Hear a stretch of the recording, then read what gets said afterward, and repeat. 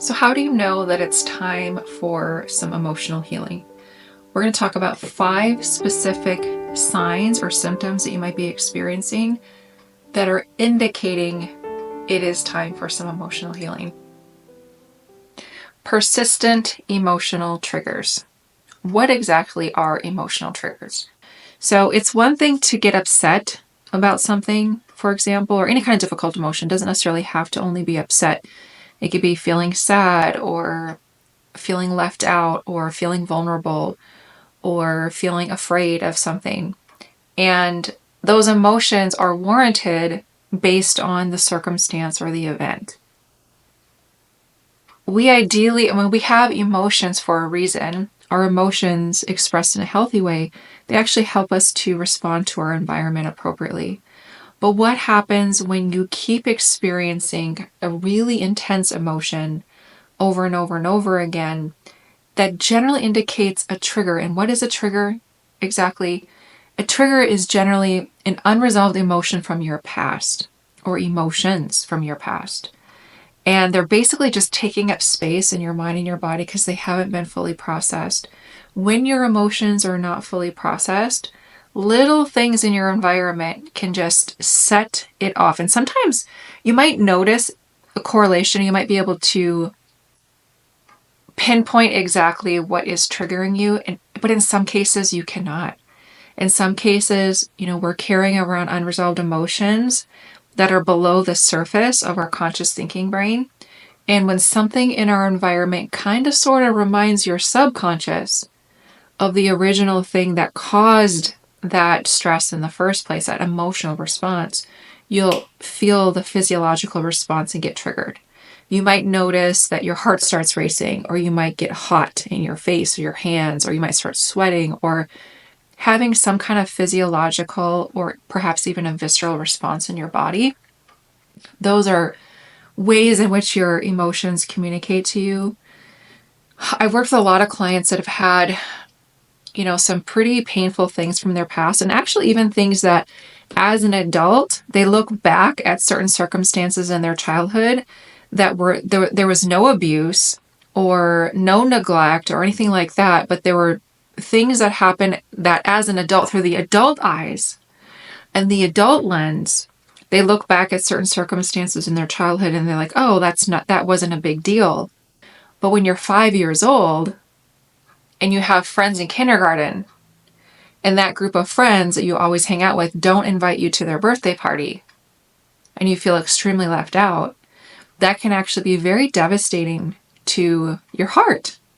And that can actually be carried into years later. Now you're 25 years old and you have a group of colleagues that you hang out with, and one day they go out to happy hour and they don't invite you, and all of a sudden you feel this flood of emotions. It's very similar to the feelings that you had when you were 5 years old. And so a lot of times what I find is that we'll often minimize our emotions, especially when we look back at some of the things that we've experienced in our childhood. Like, oh, that was nothing, right? But it actually was something. And our emotions are not always logical. Our emotions are perceiving, they're responding to how we're perceiving our environment to be. So they're not even always based on factual data or factual events that happen in our life. It's how we perceive these things. So one of the things I encourage you to do as you're kind of taking an emotional inventory of the things that the ways in which you notice you've been triggered is have a little compassion on yourself. Because for some of you, you've experienced a tremendous amount of heartache in your earlier years, or perhaps even just yesterday. Who knows? I mean, we experience emotional pain throughout our lifetime. And for some of you, you can reflect back on your life and you're like, well, I had a pretty good childhood. I had all my needs taken care of. I've never experienced any trauma. Why am I carrying this emotional baggage? And so we are all impacted by difficult emotions. And it's more specifically the unresolved emotions that I'm talking about that bring up emotional triggers. So that's the first sign that your body and your mind might be indicating it's time for some emotional healing. Number 2 is difficulty letting go of the past. So, is there something that comes to mind that keeps replaying in your mind over and over again?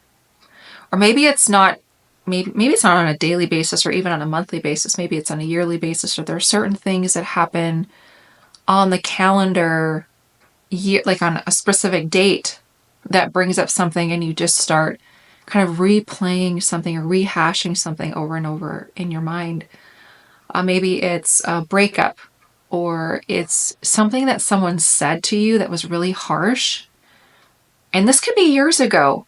It could have been many years ago that someone said something to you that was really harsh and it really just hurt. And you're replaying those things in your mind, or perhaps throughout your day, nothing seems to really bother you, but when you go to sleep at night, you start having dreams that are haunting you, whether they're just bothersome dreams or they're actually nightmares. So I work a lot. I actually am very fascinated with dreams. I think dreams, there's a lot of different types of ways in which we dream. Not all dreams are indicative of subconscious trying to work things out from our waking life. Sometimes we have lucid dreams. There's all different types of dreams.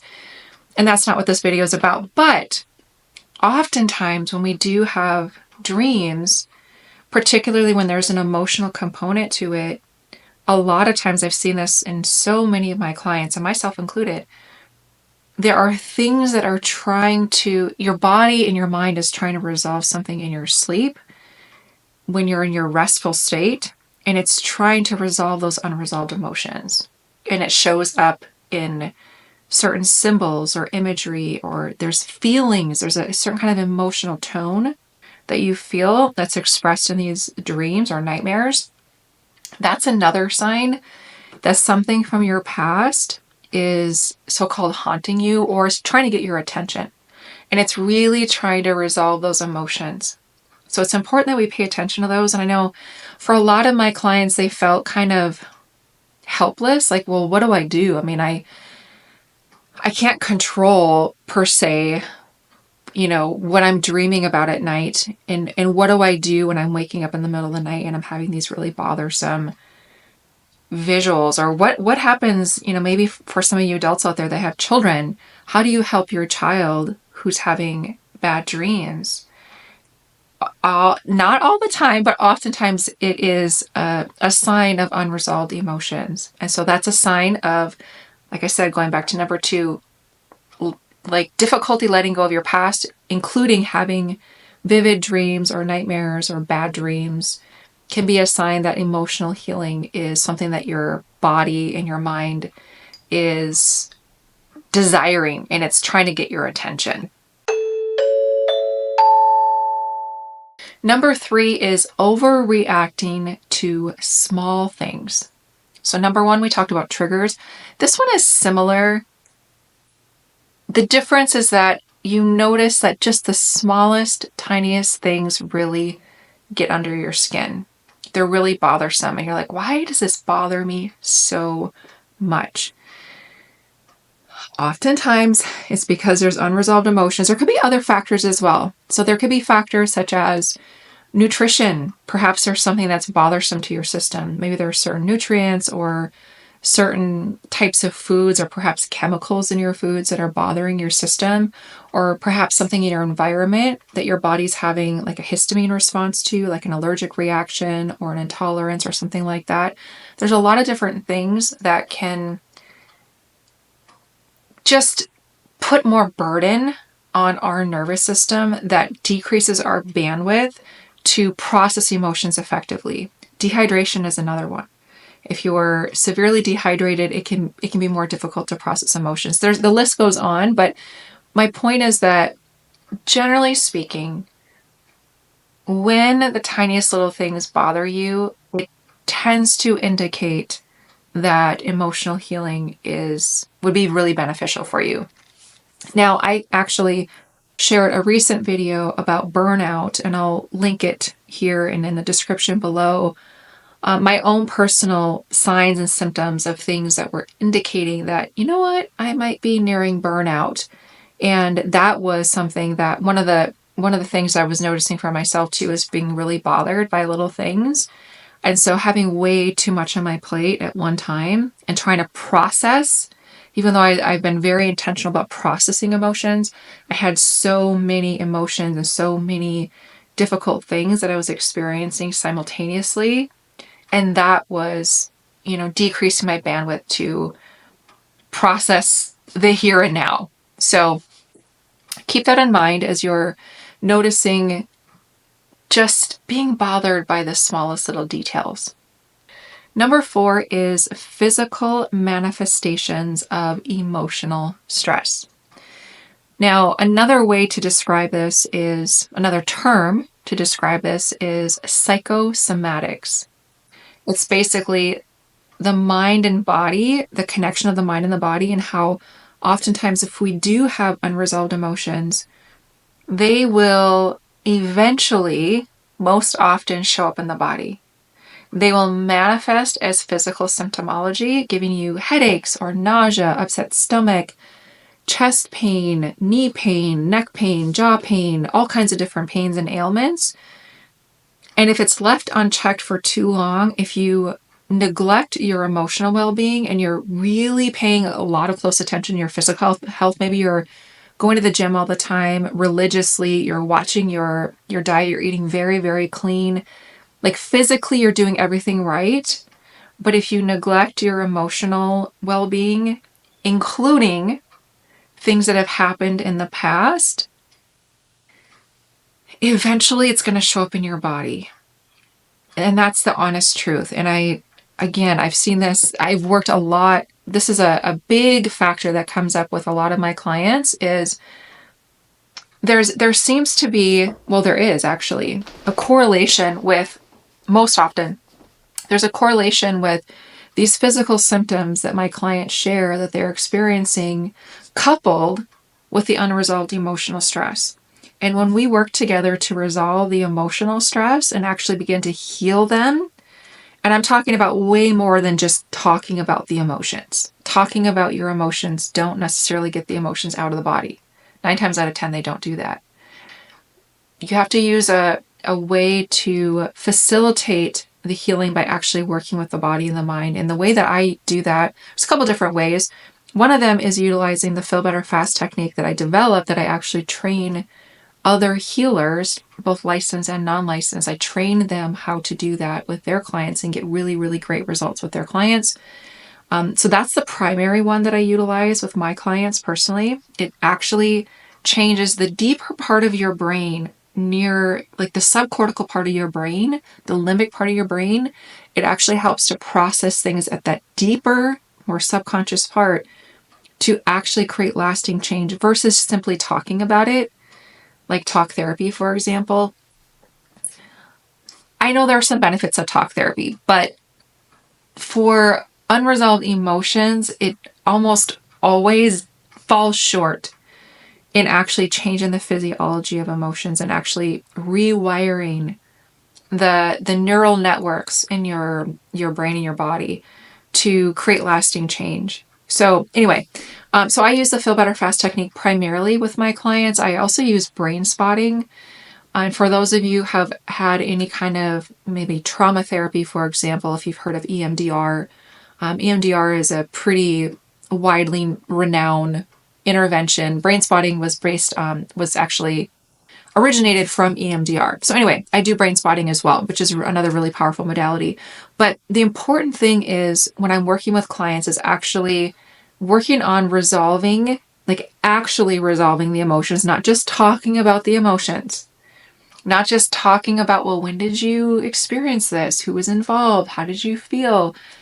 We start with that, but that's not where we finish, because I'll tell you what, if we leave it there, my clients are going to feel just as crappy when they leave my office, or now I'm doing pretty much mostly virtual sessions, but at the end of our session, they will feel just as crappy, sometimes even worse than when we first started. And so I am a huge proponent of getting to the root of your the emotional stems that are actually causing these unwanted symptoms, including physical symptoms. So I've had clients that have been diagnosed with fibromyalgia, chronic low back pain. I had one woman, I actually did one short session. I'm telling you, it was like a 15-minute session. 15-minute session. And she was just kind of curious about what this modality was all about. And so I just kind of gave her a little, kind of a, just a short little session with her for her to actually experience it. And she was experiencing knee pain. She had knee pain for, I don't know, a few months or so, and it was really bothersome. And, she tried a bunch of different things and nothing would seem to help. So there were 3 specific emotions related to a specific thing that had happened in her past. Now, this was not at the forefront of her mind. And I have a very specific way that I am able to get to it just like that. And this is what I actually train other healers how to do as well. But within, 30 seconds or so, I was able to narrow down exactly what the event was, how old she was, and the specific emotions that were unresolved that she experienced at that age that were still in her, like vibrating, or they're still active in her body. They had not been resolved. And so I used the Feel Better Fast technique to help her resolve those emotions. And like I said, 15 minutes, that's all we spent. We just spent 15 minutes total. And she called me a few weeks later. Now, this is not one of my regular clients. This is just someone that I had met, and she was curious about what I did. I was like, oh, let's just, I'll give you a little taste of what this is all about. And so she calls me, weeks later, and she said, I was hesitant to call you immediately because she's like, I actually experienced significant relief in my knee, and I didn't think it was correlated with our session. Because, and I'll tell you, I can relate to that because as many years as I've been doing this work, I am still in awe of how wise our body is and how actually simple it can be to get these emotions out that have been weighing us down so significantly. Like, how can something weigh you down for so many years and create so much heaviness in your life? How can it be transmuted and changed and healed in such a short amount of time? I have been in awe of that as a healer, as someone that holds space for people to process their emotions, and even for me personally, because I get this work done for myself as well. Anyway, so she was like, when she got the session done, she couldn't really fully acknowledge that it was something as simple as the simple technique that we did that helped her to actually reduce and really actually just eliminate the emotional charge in her mind and her body that she didn't even know was there in the first place. It's almost like we're walking around with these things like attached to our ankle, these big stones and bricks and boulders that we're like trudging through life and just dragging these things that are so heavy, but they're behind us and we can't see them, so we don't know they're there. And we just, our norm is, well, this is just how I walk through life, with a heaviness about me. And then when you experience a lightness because you've broken the shackles that have bound your ankles or your shoulders or wherever they're residing, it's very perplexing to the mind. So for her, she was just like, I can't believe this actually helped. And I can give you so many examples of so many other people that have experienced physical symptoms reversing or significantly improving as a result of healing emotions. So again, I'm going to say this again, especially to those of you who are out there who are very into your physical health and fitness, which you should be. I'm very, very happy to hear that. There's a lot of things that I do for my physical health as well that are very important and very synergistic for our emotional mental health. I think that one of the best things that we can do for our mental health is get outside, go for a walk, strength train, get our heart rate increasing. There's exercise, right? Whether it's cardiovascular or resistance training, I think exercise really, really, really does the mind good. However, if you are neglecting your emotional well-being, it will catch up with you. And there's a way that you can actually support yourself in healing that. So one of the ways I'm going to share right now, and I'll leave this in the description below, one of the ways that you can begin to work on yourself is using a stress tool that I have. It's my number one stress tool. It's called the Pulse Point Stress Tool. I'll leave it in the description below. You're welcome to check that out. It's a short demo video where I go over how to use this stress tool, which is actually based out of the Feel Better Fast technique that I utilize with my clients and that I train other therapists, coaches, and healers how to use. So it's it's not the actual full Feel Better Fast technique, but it is a really great, helpful tool. And it's helped my clients a lot get through difficult things, stressful things, and even process their own emotions. And so check that out if you're looking for some different tools, because one of the biggest things that happens with a lot of my clients is that when they come to me, they've tried talk therapy, they've tried massage therapy, they tried physical therapy, they tried this, they tried that, they tried this. And they're like, well, how do I actually process emotions? Like, I journal and I do all these things and I'm still stuck with these emotions. How do I actually process these emotions? So that tool is actually based in science and actually some Chinese medicine as well, which has been around for, thousands of years. It's really, really simple and it's really, really effective.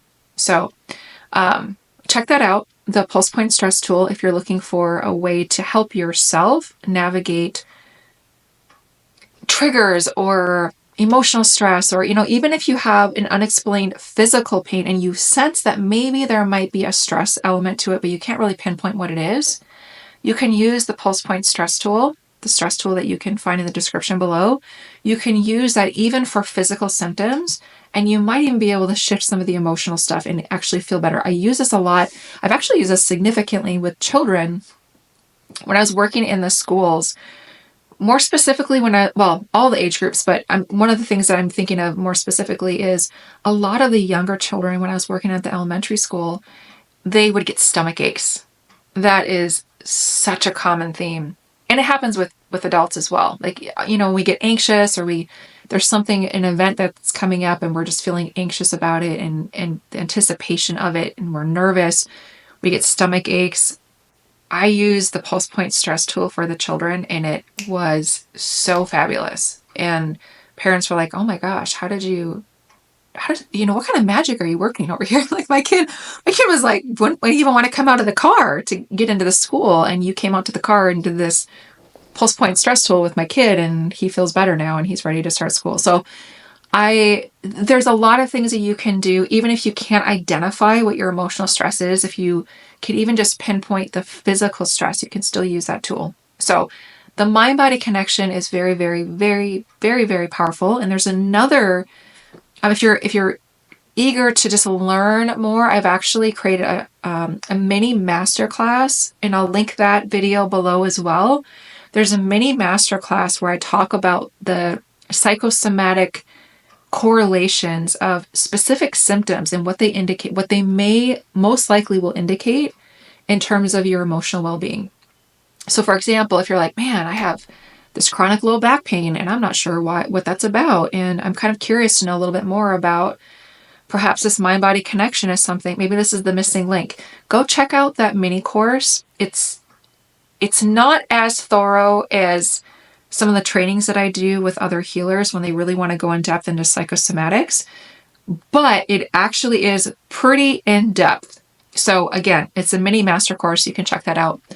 So that's number 4, physical manifestations of emotional stress. So don't downplay the concept of emotions that we can't necessarily see with our seeing eyes. We cannot see emotions. And so sometimes we kind of poo-poo them away, like, oh, emotions are not really, they're not the cause of this, physical symptom. And, when you go to the doctor, they're not running labs for, well, let's just check to see how much anger is floating in your system. We don't have labs that measure our emotions and our unresolved emotions more specifically. It's the unresolved emotions that get us in trouble. So number 4, physical manifestations of emotional stress. Okay, number 5 is feeling disconnected or numb. So this often happens, if you are ever asked how you're feeling and you're like, I don't know.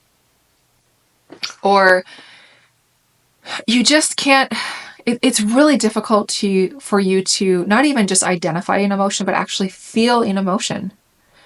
And this can also be indicative of unresolved emotions. And sometimes this is the tricky one too, because it's when we get triggered by something, it's almost like it's in your face, right? When we have an emotional trigger, the emotion's like, hey, I'm here, I'm right in front of your face. And I'm letting you know very, very clearly, I'm letting you know that you need to face me and you need to, you need some emotional healing, right? The one that flies below the radar is this one right here, feeling numb, feeling detached. Because if you don't feel anything at all, sometimes it's like, well, there's no problem.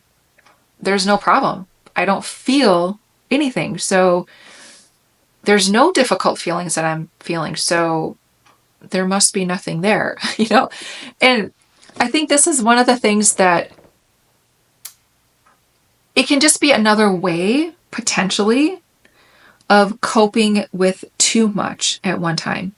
So for example, I see this a lot with a lot of my clients who have experienced a lot of trauma in their life, when they, especially in their earlier years when they're a child. When you are a child, for example, you can't just leave the house and be like, peace out, parents. I'm going to go do my own thing. You don't have a car. Perhaps you can't even walk. All the resources that we have as an adult is very, very limited when you're a child. And so you have to figure out, how are you going to survive? How are you going to cope? And when there is a lot of negativity and a lot of things happening around you, it doesn't even necessarily have to be trauma per se. I'm talking about trauma, thinking of some of my clients who have had a lot of trauma. This comes up often, but it doesn't necessarily have to be trauma per se, but things that are happening around you that just gives you this feeling of powerlessness. It can really shut your brain and your body down to the point where your system is just like, I'm just not going to feel. And I'm also just going to even almost have like an out of body experience where I'm just going to detach from my body and I'm going to just live in numb land. I'm going to live in the land of numbness because it's safe. That's the safe way. That's how you survive. And so if that is you, if that's describing you in kind of the chapter that you're in right now, where you're noticing like, man, I really do feel pretty numb about things and pretty detached, have some compassion on yourself, number one. Number two, here's one of the things that I encourage to begin to awaken your senses and your feelings, because a lot of times when you've been detached, there's a reason why you were detached in the past, and maybe it's safe now as an adult to actually be in your body and actually feel emotions, but there's part of your brain that's just not ready to go there yet. One of the things that can be helpful is just beginning to be more attuned with your senses. What do I mean by that? What I mean by that is, I'll give you an example. So right now I'm holding this mug. There is warm water. I'm just drinking water right now. It was hot, now it's warm. So I'm drinking warm water. So one of the things you can do is through the sense of touching things and just noticing what they feel like. Describe what they feel like. So right now, as I'm touching this ceramic mug, I can feel a little bit of warmth. You can just describe the texture. You can describe so many things, but my point is using your different senses and begin to describe things. Why am I encouraging you to do that? Because it helps you to get into your body. It can be a very grounding experience, and it can help to condition your brain to be like, it's okay to feel things. It's okay to notice things. It's okay to have sensations. It is okay to, my water doesn't have an odor, it doesn't smell. But my point is, if you have something that you can actually smell something like an aromatherapy, essential oil or something that smells fragrant, maybe smell a flower or whatever it is, coffee, anything that's fragrant, smell it, notice what it smells like, describe what it smells like, whether you're talking to yourself or just silently in your mind, describing what you're experiencing. So your sense of touch, your sense of smell, your sense of sight, looking around you, what do you notice? What colors do you notice? What are the tones? Where are the shadows and the highlights? Noticing things in your visual field. Your sense of sound, what are you hearing? So you're using basically one of the exercises that you can do if you are noticing that you're pretty detached, begin to, as a kind of a safer way to kind of move yourself closer to feeling emotions again, is using your senses to feel and notice things in your environment. That's an exercise that you can do. And now I need to drink some water because my throat is getting scratchy. Okay, so another thing to say on this about feeling disconnected or numb, you might just notice that you're kind of like going through the motions, where every day just feels like Groundhog Day. You're just kind of like, here's another day, and everything feels the same, and I don't really feel anything. Again, I'm not saying that this is always 100% of the time indicative of the need for emotional healing, but it often is a sign. And so if you're noticing that that's you, I highly recommend, working with someone, if you're open, and maybe just start with yourself. Like I said, starting with yourself to build that sense of confidence and safety and utilizing your senses to feel more grounded, and just notice the sensations that you feel in your body. And initially you might not notice anything. Put a cold ice cube in your hand. You could try that. Be like, okay, this is cold. I'm feeling something here, right? You don't want to do anything that's dangerous, like pour super hot water over your hand or anything like that. But if you're putting like an ice cube in your hand and just noticing how cold it is, taking a cold plunge, that's a really great one. My husband really got me into that. He built his own cold plunge. And so we have it out in our garage, and sometimes it is frigid cold. I think the coldest cold plunge that I've done was actually in a river in Colorado where there was ice floating on the top, and someone took the temperature of the river and it was like just above freezing, 32 point something. I lasted like maybe a minute, if that. And then I actually got numb. I had to get out. That's a different kind of numb. But anyway, taking a cold plunge could also be, a way to just really get into feeling your body again, or, sauna. Doing a sauna. That's another thing that my husband and I do. We'll sauna and then cold plunge. My husband is a lot more disciplined than I am about that, but those are really healthy things for your mind and your body.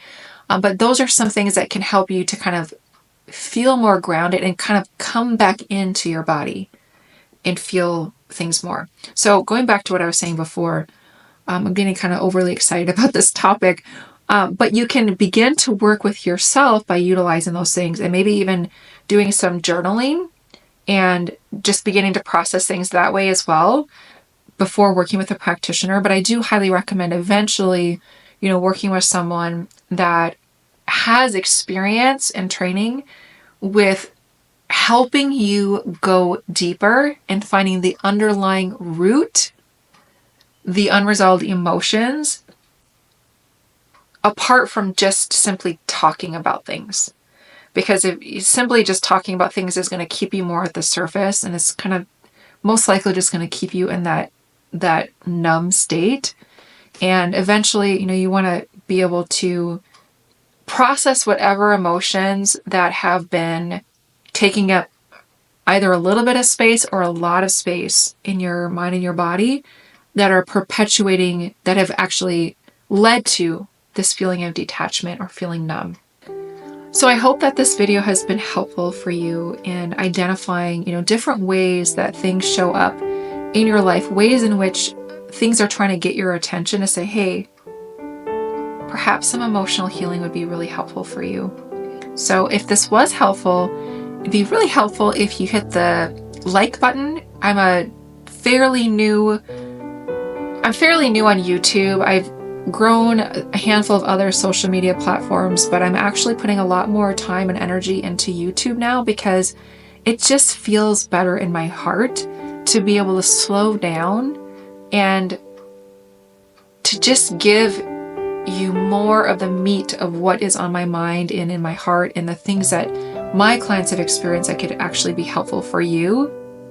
A lot of the other social media platforms are, I mean, there's positives to every social media platform, right? But a lot of the other ones, I think the drawback to a lot of the other ones is that it's just like really quick, short snippets of things. And I really want to provide a lot more value to the world. I really do. And so I feel like, you know, I've shifted a lot of my area, my focus to begin to put more energy and attention onto YouTube, the YouTube videos and this channel. So just hitting the like button really helps my channel grow. If you look at my subscriber count, it's, as of the recording of this video right now, it's under 200. And so I have a long ways to go, but I think every single person, and by the way, I'm not negating under 200, because if there's 200 people, that means there are 200 people that, you know, I'm reaching, right? So anyway, hitting the like button will help to grow my channel, and subscribe if you're really into not just emotional well-being, but learning different things to better your life in general, just to better your life. I bring a lot of personal growth things and inspiration and a lot of things that are all about your mind, your body, your spirit, and connecting all of that to help you live a life with more joy, with far, far more joy and emotional freedom. So subscribe if that is something that you're into, and check out all of the things below in my description. So the pulse point stress tool that I mentioned, that's a free tool that can be really helpful for you. And some of the other videos that I've posted in the past, if you're wanting to learn more about psychosomatics, I'll link that below. The other one, if you're wanting to hear just a little bit more about my own personal story of things that I noticed in my own life of nearing burnout and how I reversed that, you can check that below as well. All right. Have a great day, everybody.